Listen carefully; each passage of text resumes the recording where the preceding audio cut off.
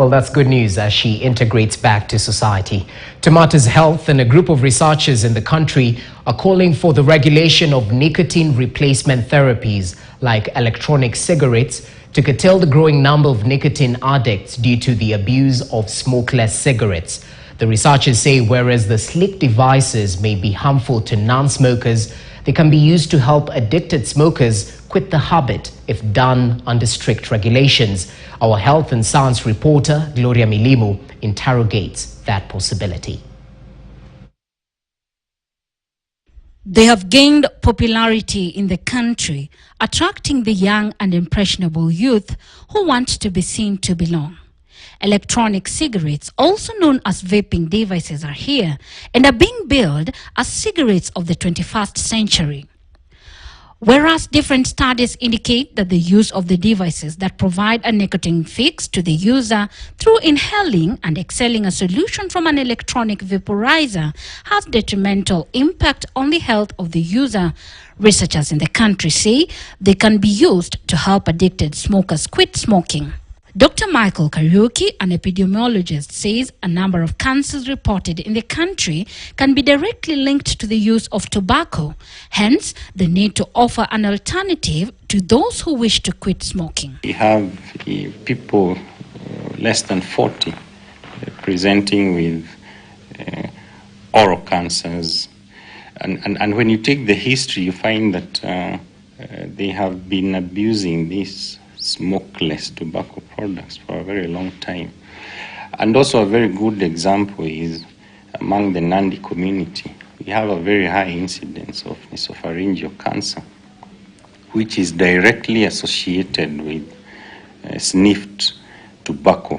Even so, they are calling for the regulation and sale of the products that have dominated the market and are winning more converts daily. One of our observations was that these nicotine replacement therapies are not affordable, and we need these nicotine replacement therapies, the nicotine patches, the nicotine gums, the nicotine lozenges, the nicotine sprays. We need them made affordable, the regulated products. We need them, all the taxes brought down so that they can be made available and have more access to the users of nicotine. Researchers from the King's College in London's Department of Psychiatry, Psychology and Neuroscience say that vaping products can cause a substantial reduction in exposure to toxicants that can cause cancer, lung disease and cardiovascular diseases. They further say that whereas vaping is not risk-free, vaping devices poses a small fraction of the health risk of smoking in the short to medium term. On the other hand, researchers from the University of California in the United States of America are of a different opinion regarding the use of vapes.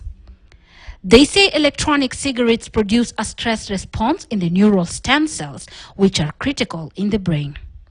They say the devices affect the mitochondria, also known as the cell's powerhouse. They discovered that they cause neurostem cells to be overloaded with calcium that eventually causes the mitochondria to rupture, leading to the death of stem cells. Pulmonologists argue that the suspension used in e-cigarettes may also contain harmful substances, including nicotine and small amounts of heavy metal.